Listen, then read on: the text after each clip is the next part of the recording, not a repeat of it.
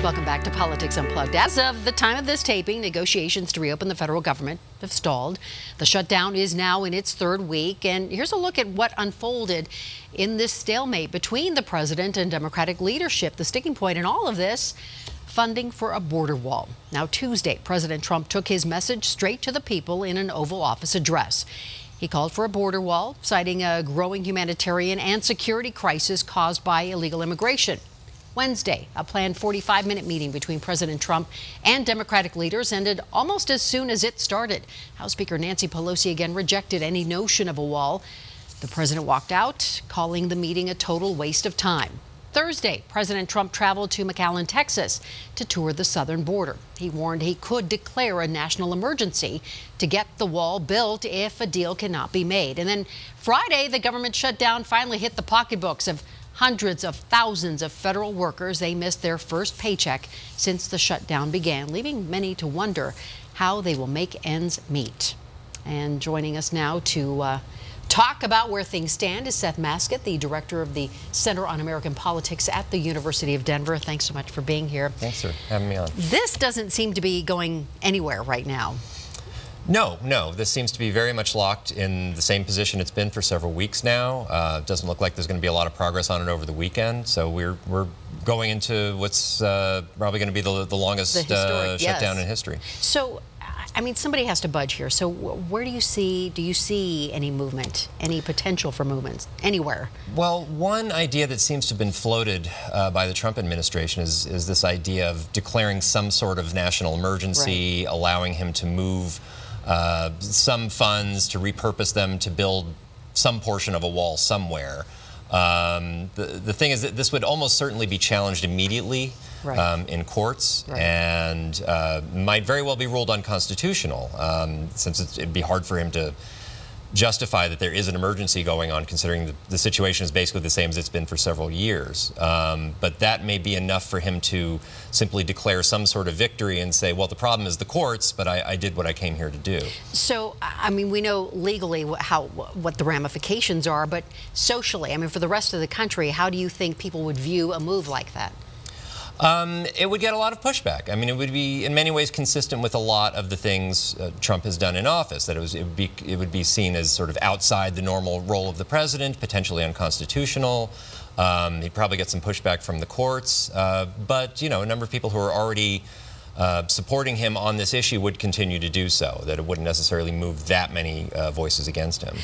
But some Republicans are breaking ranks with him. So do you think that will continue, or do you think the Democrats will have to give in here?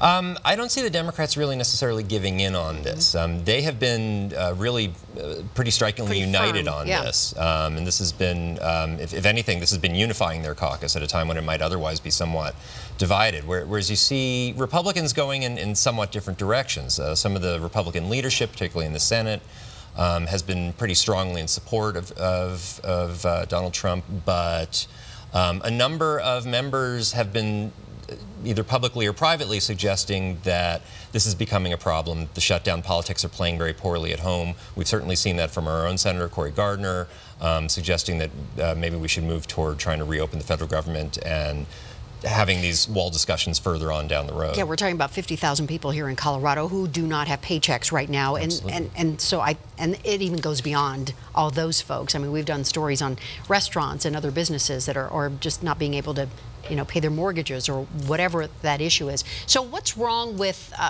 Democrats then maybe negotiating for other issues that they would like, say some give on DACA or some other issues, while trying to figure out how to deal with this border wall funding? I mean, they certainly could do that, and it's possible that a resolution will look something like that Trump will get something of what he wants, but Democrats will get something of what they want. So far, though, the two sides have been pretty intransigent, and yeah. I mean, Trump notably just the other day basically just walked out of the room when he was told he was not going to get the full support for his border wall, which doesn't leave a whole lot of room for compromise in there. Do you think he's underestimating Democratic leadership now that they have control in Congress? Well, in some ways, I think maybe even more than the policy issue, he wanted the fight. He wanted something to, to show that he was standing up to the new Democratic House majority coming in, and he got that. I think he probably suspected that the politics would play a little more in his favor than they have. It hasn't really grown for him. If anything, public opinion has been trending against him on this one. Do you think he and Nancy Pelosi have met their match here? Well, I'm glad you yeah, she may be, she's probably a stronger negotiator than he expected. He is probably about as unorthodox a negotiator as she expected. We've had plenty of opportunity to see his style here. But this is the first chance where we've actually seen his style, his sort of bravado going really head on against an opposition party. And so far, there's not been a lot of yielding on either side. No, so it's fascinating to watch. So with about 30 seconds left, how do you think this will end, and when? This probably ends well. Almost no matter what happens, Trump will declare some sort of a victory out of it. So I think maybe he'll get something that he can call a victory, even if it isn't full funding for his border wall. And so this probably, the government will reopen at some point, I would imagine. But we're all hoping so, yes. That's for sure. Seth Masket, thank you so much. Appreciate it. Thank you. Listen, anytime you have a question or a segment idea, you can tweet us at Denver7Politics. And you can always watch today's segments anytime at thedenverchannel.com/Politics Unplugged. Thank you so much for joining us. We will see you back here next Sunday for another edition of Politics Unplugged.